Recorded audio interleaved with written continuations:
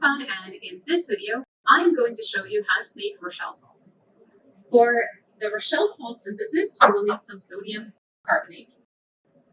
You will need some of your recrystallized cream of tartar because we want to make sure that the cream of tartar is pure or the potassium bitartrate is pure.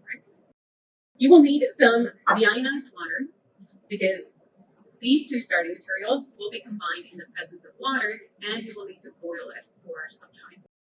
In order to make this happen, you will need a 50 milliliter graduated cylinder to measure the amount of deionized water, a 100 milliliter beaker to conduct the experiment in. You will need to boil your water and you will need to stir it. So if you are doing the experiment in a chemistry lab, you will want to use a hot plate and magnetic stirring. Otherwise, if you are at home, perform the experiment in the smallest available pot on the stovetop at medium low setting. Here I have a hot plate and stir plate, and I have some magnetic stir bars. To record the mass of my starting materials, I will use a scale. I will measure my cream of tartar directly into the beaker, and I will measure the sodium carbonate amount into a weighing boat separately so that I can make adjustments if I add too little or too much. And I'm going to use a spatula to make those adjustments. Let's get started. I will turn on my hot plate to get it warmed up for my experiment.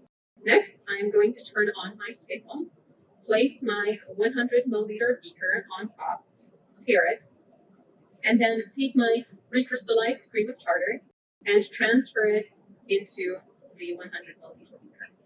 I want to transfer all of my material here. And then I will record its mass. It is 16.61 grams. From there, I am going to use stoichiometry to determine how much of the sodium carbonate is necessary. For every 1 mole of the potassium bitartrate, I will need half a mole of the sodium carbonate. So for me, that means approximately 4.7 grams of sodium carbonate. So I will take my weighing boat, place it on the scale, tare it, and then use my spatula to measure as close as possible, but maybe slightly under the 4.7 grams.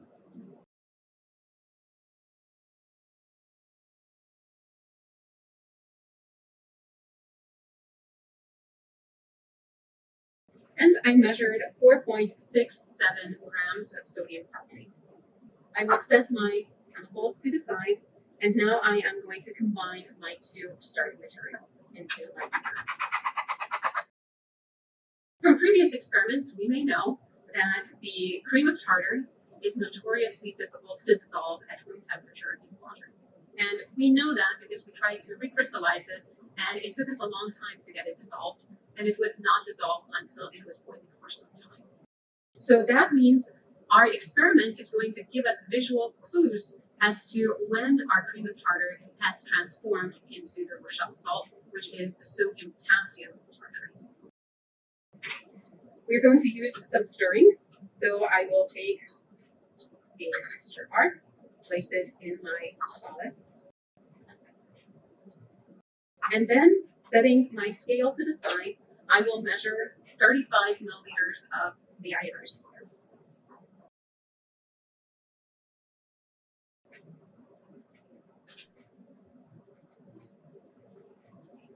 This doesn't have to be very exact because in the process of the synthesis of Rochelle salt, we are going to boil our solution for some time. So it may be that adding a little bit more or a little bit less of water is acceptable. There will be a little bit of fluctuation as some of it boils away. But just to know where we start, we can pour in a volume. And in my case, the volume is 35.4 milliliters.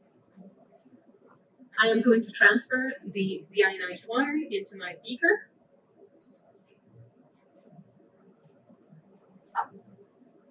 Give it a gentle swirl. And depending on how large or small my potassium bitartrate or cream of tartar crystals are, I may observe a little bit of fizzing or a lot of fizzing. If you're using powdered cream of tartar for this experiment, there will be a lot of fizzing all at once. Otherwise, it may be fairly gentle because the crystals are slow to dissolve, and only what dissolves will react. If your fizzing is not overwhelming, you may place your beaker onto your hot plate and begin stirring and heating.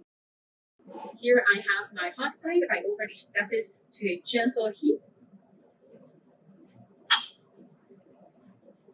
And then I'm going to turn on my stirring. I want to keep it rather gentle at first. And then from there, we can adjust the stirring and we can adjust the heating. What we're aiming for is manageable amount of bubbling. We need to keep doing this for at least an hour, but we will know when this reaction has completed because everything is dissolved. Rochelle salt is very soluble in water. Cream of tartar is not soluble or sparingly soluble. So when all our cream of tartar is completely reacted, we should see a clear solution. So this seems to be chugging along effectively. We can keep this going at this rate for some time. If the bubbling slows down, we may want to increase the temperature gently, little bits at a time, or adjust the stirring. It has been approximately an hour since we started our Rochelle salt synthesis, and because our solution has been boiling quite vigorously for some time, we find that our solution turned clear, which can only mean that all our cream of tartar reacted with the sodium carbonate that we mixed it with, and now we have the sodium potassium tartrate in our solution. It is still relatively hot, so we want to operate with it very carefully. Because the next step is to grow crystals of our Rochelle salt, we are going to turn off the stirring and we're going to turn off the heating, slowly cool our solution. Now that we turned off the stirring and the heating and our solution has cooled off just enough for it to be touchable, we're going to bring in a 15 milliliter beaker and a pair of tweezers in case it is necessary. But we're going to take our 100 milliliter beaker and pour over our solution of Rochelle salt. If the magnetic stir bar slides over, we may want to stop it. And if it goes into the 50 milliliter beaker, then we can use the tweezers to get it out. Now that we transferred all our solution, it is still somewhat warm, so we're going to let it stand for about 24 to 48 hours in the hopes that it will produce reasonably sized seed crystals that we may use to grow larger crystals later.